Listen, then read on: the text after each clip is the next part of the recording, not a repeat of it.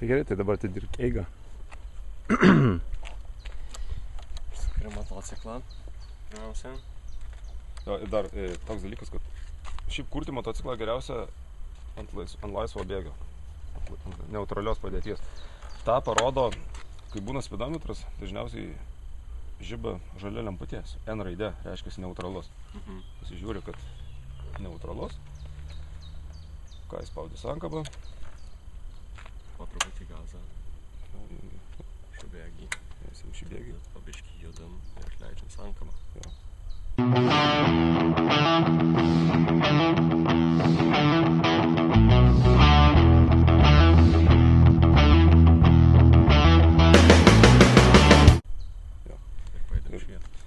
Pajudi iš vietos, bet kai važiuoji, kai pramoksi visą laiką reikia žiūrėti į priekį kažkur. Žiūri, grinai, į rankinėlės, bet čia viskas normalu. Irgi reikia stengtis, čia gal net nereikia stengtis, o taip ir išmoksi, kad visą tai taptų automatiškai. Kad tu net negalvotum, kad ten kokį bėgį čia jų, kur tos bėgių kojelės, nes būna pradžiai visi važiuoja ir žiūri, kur ten kojas statos, o ten iš priekio atvažiuoja Kamazas su skalda. Ir dažniausiai, aišku, trenkia ir pasimuša dantis du priekinius.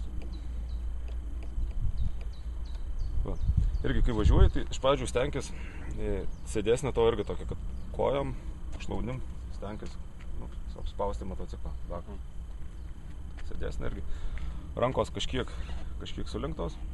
Neturi būti nei tiesos, nei ten per daug prilenkęs, bet toks kažkiek toks, nežinau kiek čia laipsnis tas kampas, bet kad turėtum tą tokį rezervą ant amortizacijos.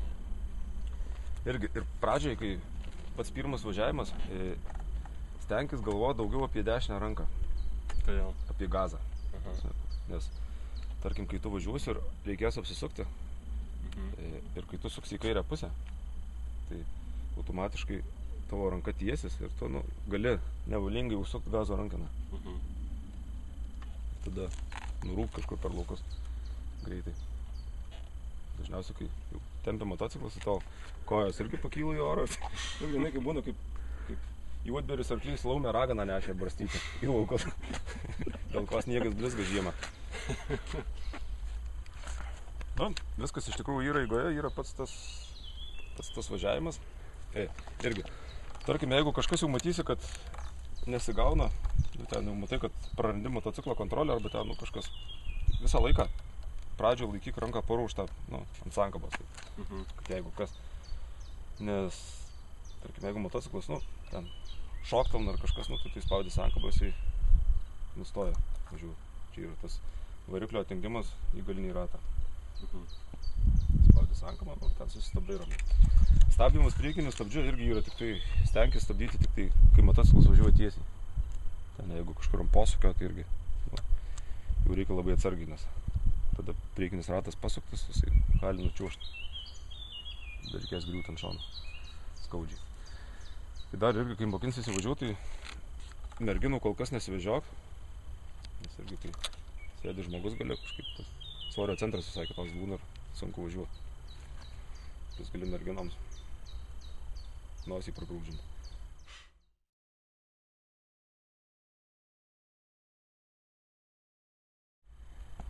Irgi važiuojant reikia užsidėti apsaugos priemonės. Tai Lietuvoje kol kas vienintelė rekomenduojama ir reikalavimo priemonė tai saugos šalmas ant galvos. Ten apie saugos pirštinės, kažkokius kitokius apsauginius dalykus nieko nėra užsiminama, bet čia jau grinai pačiam vairuotojui būtina tų dalykų pasirūpinti. Pirštinės motociklininko turi būti. Kažkokie striukė arba tie vadinamieji šarvai su apsaugom, kur alkūnio apsaugos, pečių apsaugos, stuburo apsauga būtina yra, dar gali būti krūtinės apsaugos. Kelnės, tai kelnės irgi gali būti labai įvairios, odinės, tekstilinės, dabar ten džinsai su kevlaru yra kažkokie. Tai kojams esmė yra kelių apsaugos. Tai jos gali būti atskirai dedamos kelių apsaugos, gali būti kelnės jau įmontuotos, klubų gali būti apsaugos tokie paminkštinimai.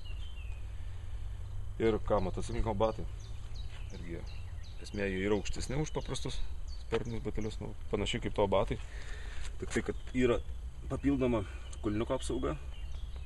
Čia yra tokie didesni apsaugomi, kad tarkim, irgi kritimo atveju apsaugotų ir padas yra storesnis, bet jis irgi turi būti toks minkštas, kad tu jaustum, ką tu darai su koja. O tie dar šonuose būna, išoriniai pusiai būna tokie, tai ten dėl kritimo ar dėl, kaip, pavyzdžiui, važiuoji? Šiaip dažniausiai važiuojant gal, kai labai guldai, nes vis tiek ta koja dedasi čia, uždėk čia koją. Kai važiuoji guldai, tai praktiškai motociklas jisai, jo kampas būna toks, kad netgi liečia batus braukiant. Bet čia toks jau ekstremalesnis vairavimas. Ir viskas, turint šitus dalykus, galima pradėti užsikurti variklį ir norėti trenkti kažkur. Arba sėkmingai nuvažiuoti. Kadangi motociklų mokykla moko saugiai važiuoti, tai šį kartą trankimų nematysim. Jo, šį kartą netrenksim. Ir plus, matau, kad traukinys su vagonais nuvarytas, tai tokio skanaus pikantiško vaizdo nešvysime.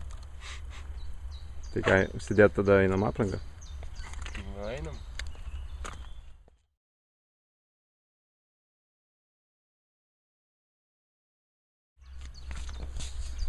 Ką, Martynas pasiruošęs? Šalmas, apsaugos. Čia irgi kelinių užsidėjęs. Duoda. Gerai.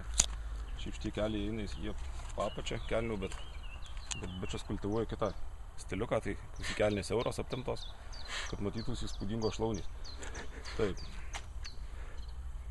Taigi, motociklo degimas dabar įjungtas, nes šiaip pas motociklus raktelį degimas įsijungia rakteliu pagal laikrodžio rodiklę. Vis ten pradeda zysti siurblys arba karburatorinis, tai nieko. Yra dar toks mygtukas, užgesinimo mygtukas, jis yra dešinėje pusėje, iš karto po ranka, kad, tarkim, aš nežinau, jis toks yra vadinamas kaip ir avarinis išjungimo mygtukas degimo, bet kiti naudoja ir kaip pagrindiniai, tarkim, važiuoju, sustoju, pirmą šitą užgesini variklį ir tada rakteliu degimą išjungi, pasitraukia. Taigi pasižiūri, ar mygtukas šitas įjungtas ar išjungtas. Čia dabar yra degimas išjungtas, dabar įjungtas. Starteris yra irgi dešinėje pusėje mygtukas, nykščius spaudžiamas. Kuriant motociklą rekomenduoju visą laiką spausti sankabą. Nes yra tokių motociklų, kurių net negalima užkurti, neįspaudus sankabos. Ten yra davikliukas toks, ir jisai mato, ar sankaba įjungta ar ne. Taigi, procesas sankaba.